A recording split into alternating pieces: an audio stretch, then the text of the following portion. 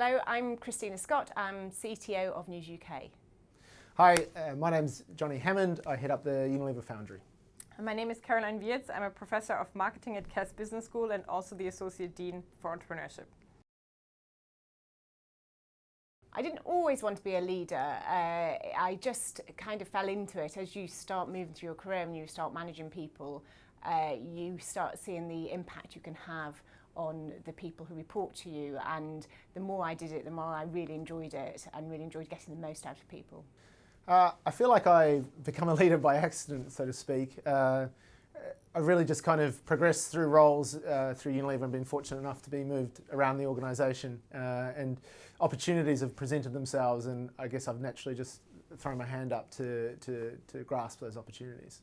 Did I want to be a leader? Did I plan it, or did it happen by accident? Definitely the latter. As an academic, you don't set out to lead an organization, I think, or an organizational unit, but you just want to be a thought leader and you want to be an expert in your field, which is a different story. But I kind of realized at some point that if I want to improve things, change things, make a difference, I'll be able to do that much more quickly if I am in a leadership position. So that's what motivated me to go for it.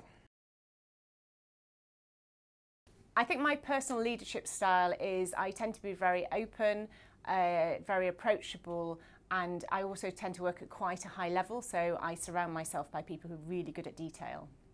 I describe my personal leadership style as hopefully quite relaxed, hopefully quite personable, and more of, I guess, coaching rather than directive, and letting the team, I guess, figure out what the right pathway is or the right direction to take and helping to guide them. What motivates me to lead is really building up people and seeing them grow in their careers and really managing to achieve things.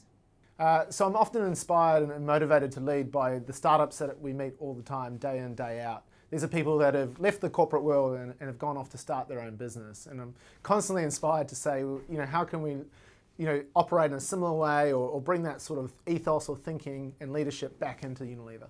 What inspires me to lead? I think I kind of answered that question already. It's like I like to fix things. So if I see things that don't work well and processes that don't work well, or I see an opportunity that I think we're not taking, I get really nervous and anxious.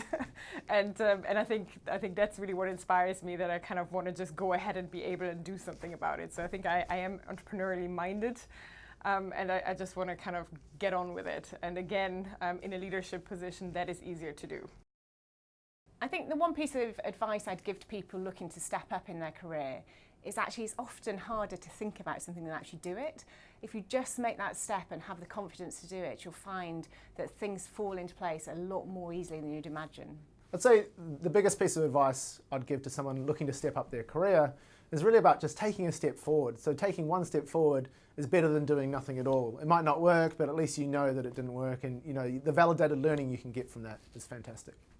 So what is the one piece of advice that I would give somebody to consider stepping up their career?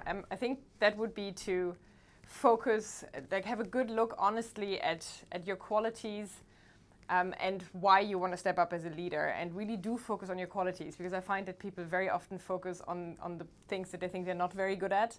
But actually it's important to realize what you are good at, and that is probably enough or a good motivation to step up and take this further. I think the best piece of advice I've ever been given is to really be yourself at work, because it's so exhausting trying to be somebody else.